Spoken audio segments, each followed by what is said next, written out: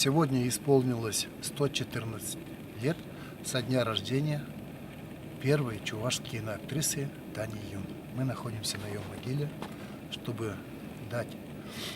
принести свои чувства извинения, уважения, любви от имени всех кинематографистов Чувашской Республики, но и от имени всего чувашского народа, так как мы все перед ней в неоплатном долгу.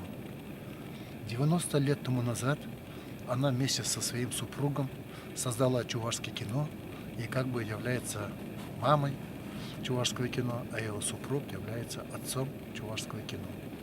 Они создавали фильмы, которые демонстрировали не только Чувашской Республике, не только России, но и в Америке, Европе, в Азии, во многих странах. Самые изысканные любители кино рукоплескали их работы, так как их работы были на уровне стандарта мирового кино и нисколько не уступали. А в наше время мы, конечно,